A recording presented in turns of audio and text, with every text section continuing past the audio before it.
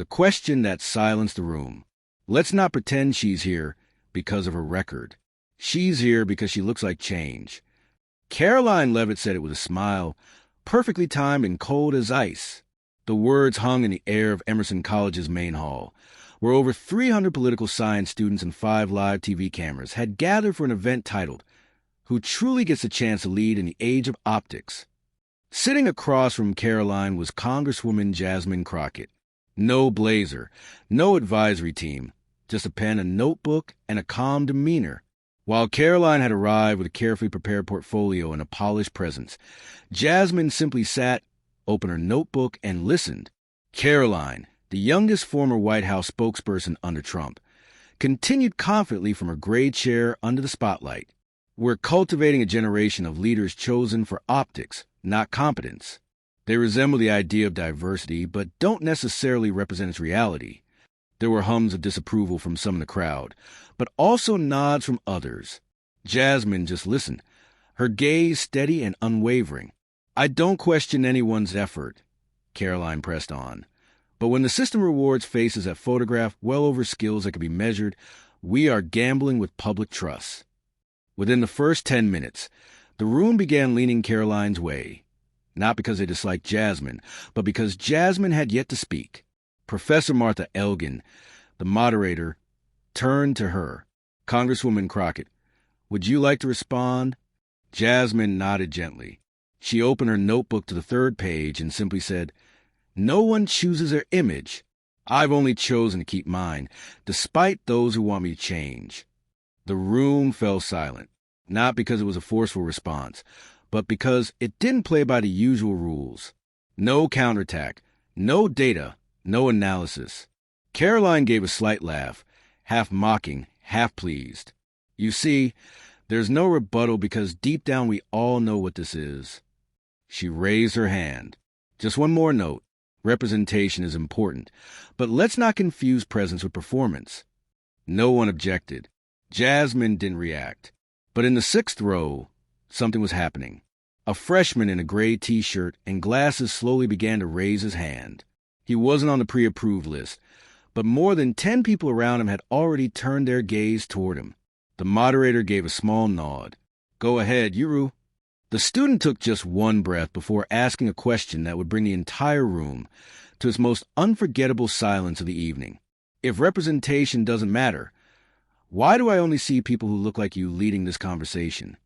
Every motion in the room froze, not because the words were heavy, but because no one expected that to be said by a freshman.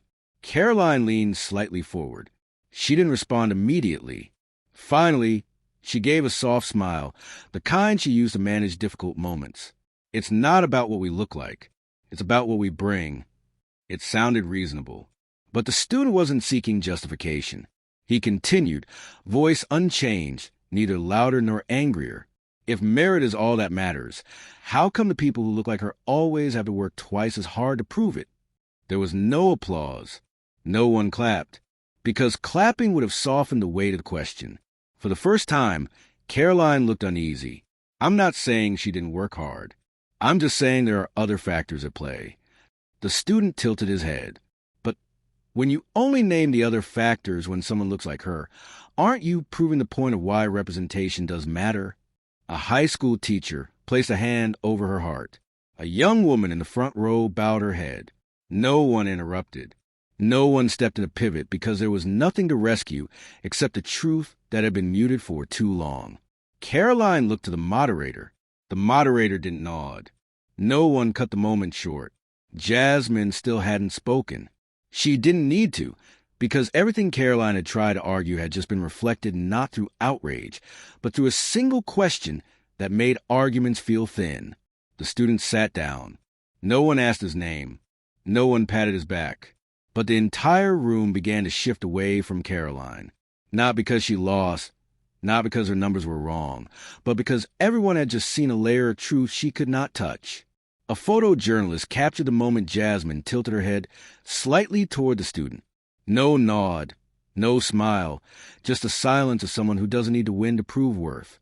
The moderator tried to resume the program, moving on to a new topic. But by then, the audience wasn't listening.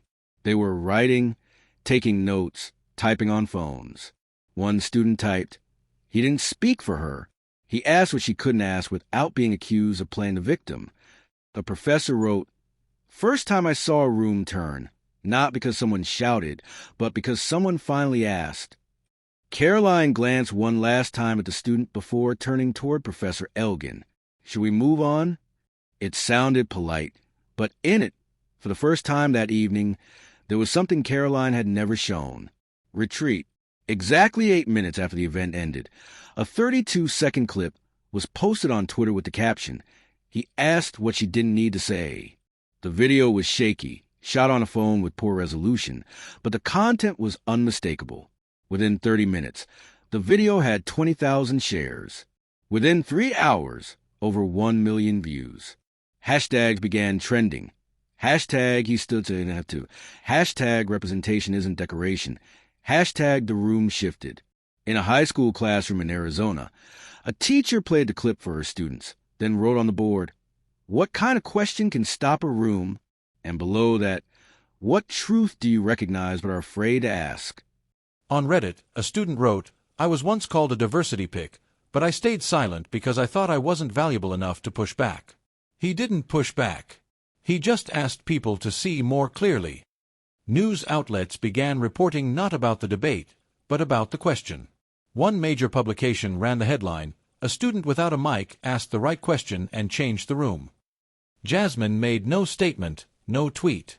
She didn't accept interviews.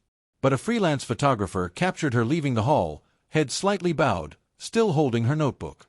That photo was shared over 200,000 times. A university professor wrote to her students, "We witnessed something rare."